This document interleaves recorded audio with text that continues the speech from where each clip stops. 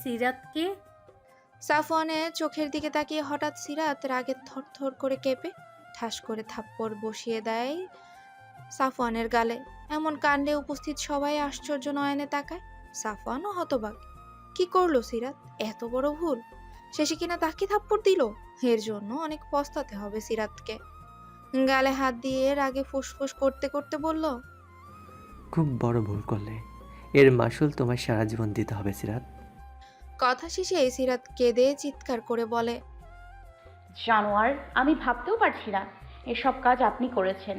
আগে তো সবচেয়ে খারাপ মনে করতাম প্রমুখকে, কিন্তু না, তার থেকে নিকৃষ্ট আপনি। সে বাজে হলেও কোনো দিন আমার শুভাকাঙ্ক্ষীদের আঘাত করেনি। একটু থেমেই সাফওয়ানের সামনে থুতু দিয়ে বলে, I hate you Safwan, I just hate you. শুনেছেন আপনি? আমি আপনাকে ঘৃণা করি। সাফওয়ানের মাথা কাজ করছে না। রাগে চট করে সিরাতের চুলের মুঠি ধরে।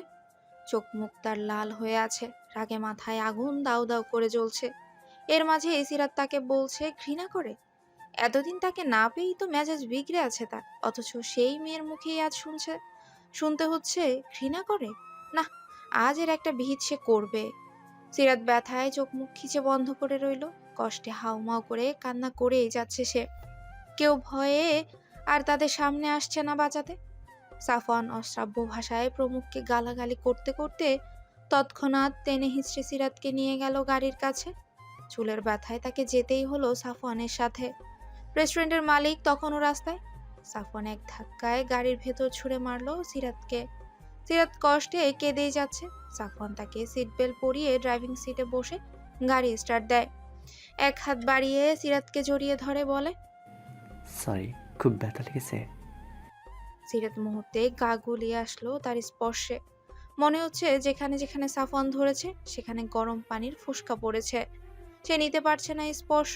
কই, প্রমুখ তো জোর করে বিয়ে করলো, একটু একটু ছুঁয়েও দিত, তবুও তো খারাপ লাগতো না। শুধু ভয় লাগলো ভেতরে ভেতরে। তবে কি সে তার জন্য হালাল বলে? রাগী গম্ভীর খারাপ লোক হলেও শুধুমাত্র তার জন্য ভরসার মানব বলে কি তার ছোঁয়া বাজে লাগতো না? এসব ভেবে মস্তিষ্ক গরম হয়ে যাচ্ছে ধীরে ধীরে। রাগে এবার সাফওয়ানের হাতে কামড় বসায়। সাফওয়ান তখনই কোনো রকমে গাড়ি সাইডে রেখে হাত সরিয়ে আনে। দেখলো দাঁত বসে গেছে। মুহূর্তে মাথায় রক্ত উঠে যায়। হাত বাড়িয়ে সিরাতের দুই গাল চেপে ধরে বলে, খুব সাহস বেড়েছে, আমাকে কামড় দাও। ওই সবগুলো দাঁত আমি ভেঙে ফেলবো। সাফওয়ানের চোখের দিকে তাকাতেই সিরাত ভয়ে শিউরে ওঠে। সাফওয়ান চোখ বন্ধ করে নিজেকে নিয়ন্ত্রণ করে। এরপর ফোন করে তার বাবাকে কল দেয়। ওপাশেই রিসিভ হতেই বলে, তোমার চট্টগ্রামের বাংলো বাড়িতে কিছুদিনের জন্য আমার লাগবে বাবা। কেন লাগবে, কি করব, এসব কৈফিয়ত এই মুহূর্তে দিতে পারবে না। লাগবে মানে লাগবে। আর হ্যাঁ, মাওনা থানার ওসিকে এখনই কল করে বলো ফিরে যেতে, নয়তো চাকরি থাকবে না। তার বাবা ঠিক আছে বলে রেখে দিল। সাফওয়ান ফোন পকেটে রাখলো। সিরাত ভয়ে তার দিকে চোখ বড় বড় করে তাকিয়ে আছে। মনে আসছে একটি প্রশ্ন, তাকে এখন কোথায় নিয়ে যাবে? সাফওয়ান গাড়ি ঝড়ের বেগে চালিয়ে চলে গেল অচেনা রাস্তায়, যা সিরাত জীবনেও দেখেনি। সাফওয়ান জোরে গানের ভলিউম বাড়িয়ে সিরাতকে বলল। সাফওয়ান বলে, ভালোবেসে না পেলাম, হাত জোর করেও হলেও তোমায় নিজের করে ছাড়বো। ওই প্রমুখ তোমার নাগালও পাবে না সিরাত। ওর জীবনে এখন রিক্সে খুব, যে কোনো সময় দুর্ঘটনা ঘটিয়ে দিতে পারি। আজ থেকে শুধু তুমি আমার, শুধু এই সাফওয়ান খন্দকারের। একটু থেমেই আবারও নরম স্বরে বলে, খুব শীঘ্রই বিয়ে করে সম্পূর্ণরূপে তোমাকে পাবো। আমার ভালোবাসা আদর দিয়ে তোমার সব কিছু ভুলিয়ে দেব। তোমার এই দেহে আগে কার চিহ্ন ছিল এসব নিয়ে আমার কোনো মাথা ব্যথা নেই। তবে আজ থেকে এই দেহে আমার চিহ্ন থাকবে। তোমাকে স্পর্শ করার অধিকার শুধু আমার। আর কেউ আমাদের মাঝে আসলেই তাকে টুকরো টুকরো করে ফেলবো। সাফওয়ানের প্রতিটি কথায় সিরাতের মাথা গরম হয়ে যায়। রাগ বেড়ে গেল তরতর করে। ঘৃণায় মুখ ফিরিয়ে নিল সে। সাফওয়ান শব্দ করে হেসে সিরাতের চুলের ভেতর বাম হাত ডুবিয়ে দেয়। এতেই আরো গা গুলিয়ে আসলো সিরাতে। সাফওয়ানের জন্য তার মনে শত ঘৃণা জন্মালো। সাফওয়ান সিরাতের মাথা এক ঝটকায় তার বুকের কাছে নিয়ে আসে। অসহায় সিরাত ফুপিয়ে কেঁদে ওঠে। চোখ বন্ধ করতেই চোখে ভাসলো প্রমুখের হাস্যোজ্জ্বল মুখ। দুষ্টিমি করা সেই নির্লজ্জ ঠোঁট। বুকের ভেতর তৎক্ষণাৎ কষ্ট বাড়ল চিনচিন করে। অস্পষ্ট স্বরে কান্না মিশ্রিত গলায় বলল, আপনি কোথায় প্রমুখ? আমায় রক্ষা করুন, এই জানোয়ারের হাত থেকে বাঁচান আমায়। স্যার, আমি রান্না করতে পারবো না। কবিরের হাতে থাকা কাঠের টুকরোটা দূরে কোথাও ছুঁড়ে মেরে থমথমে গলায় বলল। তার কপাল বেয়ে ঘাম ঝরছে। বেচারাকে প্রমুখ কঠিনভাবে বলেছিল আজ সে রান্না করবে, তবে বুঝবে প্রমুখের অ্যাসিস্ট্যান্ট হওয়ার যোগ্য। কবিরও অবশেষে না পেরে বাসার সামনেই খালি জায়গায় সবার সাহায্যে ভাত বসায়। বিপত্তি ঘটে সেখানে। জীবনে রান্নার না জানা কবির ঘাবড়ে যায়। থতমত খেয়ে ইউটিউবে সবকিছু ঘেটে ঘুটে অবশেষে ভাত বসায় চুলায়। যদি এখানেই সমস্যা মিটে যেত তাহলে তো হতোই, কিন্তু না, ভাত বসানোর থেকেও কঠিনতম কাজ হচ্ছে চুলোয় আগুন ধরানো। বেচারা পাটশোলা দিয়ে অনেকক্ষণ চেষ্টা করলো, এই জলে আবার 2 মিনিট পরে নিভে যায়। তার অবস্থা হলো কেঁদে কুল কিনারা না পাওয়ার মতো। একটু দূরেই তীক্ষ্ণ চোখে গভীর নয়নে তার সকল কাজই প্রমুখ পর্যবেক্ষণ করছে। মনে মনে ভীষণ মজাও পাচ্ছে। কবির না পেরে অসহায় মুখ নিয়ে তাকায় প্রমুখের দিকে। আজ একদম দেখার মতো হয়েছে তার মুখ। সবাই ওর মুখ দেখে প্যাট ফেটে হাসি আসছে, কিন্তু সামনে প্রমুখ থাকায় আপাতত হাসি ভেতরেই রেখে দিল। কবির অনবরত ফু ফু করে অল্পক্ষণ আগুন ধরাতে পারল। এই গ্যাস লাইট জ্বালাচ্ছে আবার ফু দিচ্ছে। শেষে কবিরের কষ্ট আর সহ্য করতে না পেরে হেল্পার হিসেবে দলের মাহাদিকে পাঠায়। অবশেষে দুজনের পরিশ্রমে 1 ঘন্টা পর ভাত রান্নার যুদ্ধে কবির জয়ী হয়। কিন্তু না, সে জয়ী হয়েও হতে পারল না, কারণ এখনো তরকারি অথবা ভাজাভাজি কিছু করা বাকি।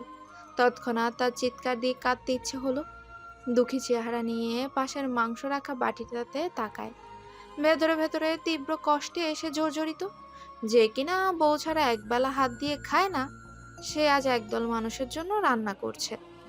এবার মেজাজ খেকিয়ে হাতের কাঠের টুকরো নিয়েই প্রমুখের সম্মুখে যায়। গিয়ে বলে দিল সে পারবে না। প্রমুখ ওর মুখের দিকে সম্পূর্ণ নজর দিল।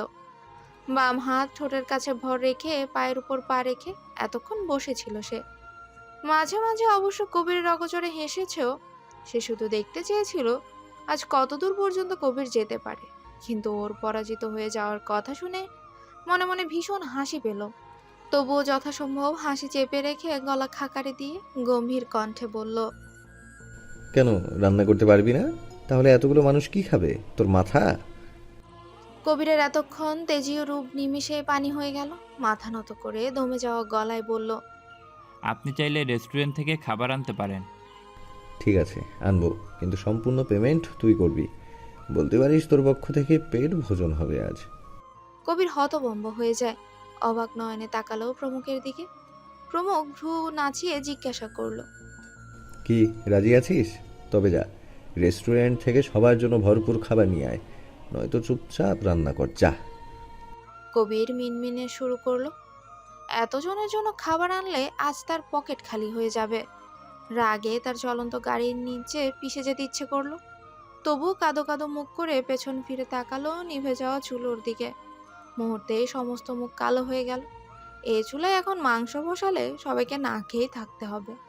তাই ভেবে নিল আজ সে খাবার আনবে, তবে এই টাকা সুদে আসলে ফেরত নিবে সে।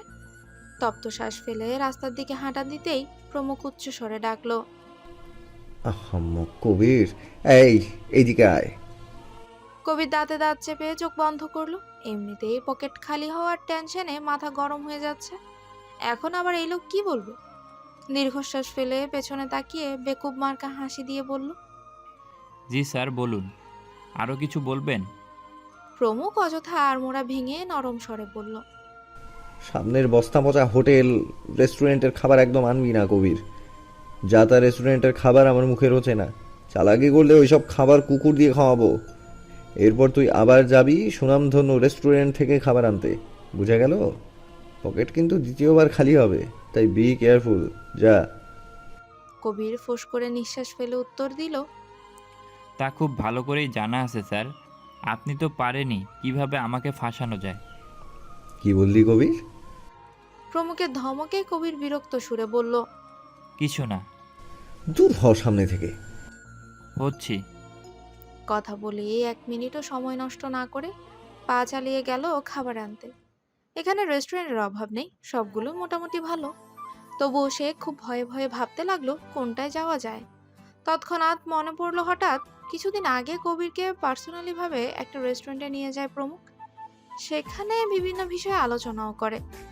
তারা পাস্তা আর ড্রিঙ্কস অর্ডার দিয়েছিল, খাবারও ছিল দারুণ। সে কথা মনে হতেই কবিরের চোখ আনন্দে চিকচিক করলো। মুখে হাসি ঝুলিয়ে গাড়ি ছাড়াই চললো রেস্টুরেন্টের উদ্দেশ্যে। অবশ্য যেতে তার 20 মিনিট লাগবে। অল্প হেঁটে যেতে মস্তিষ্ক নাড়া দিয়ে বোঝালো, বলদ কবির, 20 মিনিটে তুই পায়ে হেঁটে যাবি? তিনটে গাড়ি থাকতে তুই কেন হেঁটে আসলি? তৎক্ষণাৎ নিজের বোকামোর জন্য নিজেকে গালি দিল। সামনে একটা রিক্সা মামাকে ডেকে উঠে পড়ল। সাফনের তাণ্ডব লীলার 15 মিনিট সময় পেরিয়ে গেছে। যত দ্রুত সম্ভব রাহাত সিএনজি ডেকে আবরান আর জয়কে সামনের ক্লিনিকে ভর্তি করিয়েছে। জয়ের সামান্য নাক দিয়ে রক্ত বের হয়েছে। হসপিটালে নিয়ে আসা মাত্রই ডক্টররা ব্যান্ডেজ করে দেয়। আবরানের অবস্থা তেমন ভালো নয়। মাথায় শক্ত চেয়ারের আঘাতে রক্ত ঝরছে অনেক। তাকে ইমার্জেন্সি ওয়ার্ডে ভর্তি করিয়েছে ডক্টর। সায়রা আবরানকে ধরে হাউমাউ করে কেঁদেছে। তাদের হসপিটালে পৌঁছে দিলেও সে রেস্টুরেন্টেই অপেক্ষা করে থেকে গেছে পুলিশ আসার জন্য। সাফওয়ান আজকাল বেশি বার বেড়েছে, এর একটা বিহিত করতেই হবে। তাই রোজি আর সে বসে রইল সেখানে। পেছনে তাকিয়ে একবার দেখলো আজ সকালে হইচই করে সম্পূর্ণ সাজিয়ে রাখা রুমটার কি বিভৎস অবস্থা। বেলুনগুলো ফেটে নিচে পড়ে আছে, কেকটাও ছড়ানো ছিটানো। মুহূর্তেই দুহাতে মুখ ঢেকে কেঁদে উঠল। রোজি ম্যানেজারকে তাড়া দিয়ে বলল, ম্যানেজার ফোন করছে বারবার, তবুও ধরার নাম নিচ্ছে না। এক পর্যায়ে রোজিকে বুঝিয়ে কল করলো শেষবারের মতো। শেষ মুহূর্তে রেস্টুরেন্টের মালিক কল ধরেই চেঁচিয়ে উঠে বলল, কি হয়েছে কি? দেখছো না কল ধরছি না, তবুও কেন কল করছো? জরুরি মিটিং আছি, রাখো। ম্যানেজার তড়িঘড়ি করে বলল, কিন্তু স্যার আপনার না পুলিশ নিয়ে আসার কথা ছিল? হ্যাঁ তো, চাকরি ছাড়া হতে চাও? একটু আগে এমপি আমাকে কল করে বলেছিল ভুলেও যদি পুলিশ নিয়ে না যাই তাহলে আমার ব্যবসার নীতি শেষ করে দেবে। আমার একমাত্র অবলম্বন ব্যবসা। এখন সামান্য একটা উটকো ঝামেলার জন্য ব্যবসা শেষ করে নিঃস্ব হব? এখন তুমি বলো, এমপির উপর কথা বলতে পারি? তাছাড়া ক্ষতিপূরণ তিনি দিয়ে দিবে বলেছে। কিন্তু স্যার একটি মেয়েকে জোর করে তুলে নিয়ে গেছে তার বন্ধুরা, এখনো অপেক্ষা করছে। এত সেনাগিরি করতে হবে না তোমাকে। তাদের ধমকে তাড়িয়ে দাও, নয়তো ফেঁসে যাব। যা ইচ্ছে হোক রেস্টুরেন্টে থেকে বের করো। এখন ফোন রাখো। অমনি ফোন রেখে দিলেন। ম্যানেজার কান থেকে ফোন সরিয়ে সামনের গ্লাসের ভেতরেই তাকালেন। মেয়ে দুটির মুখ কাঁদতে কাঁদতে শুকিয়ে গেছে। তার খুব মায়া হলো। মালিককে বলতে ইচ্ছে হলো, আপনার চাকরি আপনি করুন। এভাবে অন্যায় দেখে যদি চুপ করে থাকেন তাহলে দেশ একদিনে রসাতলে যাবে। শুধুমাত্র টাকা আছে বলেই তারা সবসময় পার পেয়ে যাবে। কিন্তু বলা হলো না। মনের কথা মনে রইল। কারণ বাসায় তার বৃদ্ধ বাবা মা, ছোট ভাই আর 2টা বোন। গরিবের ভরা সংসারের হাল একমাত্র তাকেই নিতে হচ্ছে। এছাড়া যে উপায় নেই, না খেয়ে থাকতে হবে। সে সায়রার সামনে গিয়ে থতমতেও গলায় বলে, পুলিশ আসবে না, আপনারা বরং চলে যান। সায়রার চোখ মুখে হাজারো বিস্ময় নিয়ে তাকালো ম্যানেজারের দিকে। তার কর্ণদয়ে যে কথা পৌঁছালো সেটা কি আসলেই সত্যি? সে তৎক্ষণাৎ উঠে উচ্চ স্বরে বলল, কি? আসবে না মানে? কেন আসবে না? এত বড় ঘটনা ঘটে গেল তবুও পুলিশ আসবে না? এ কথা মানি না আমি। পুলিশকে আজ আসতেই হবে। রেস্টুরেন্টে তখন মানুষই ছিল না।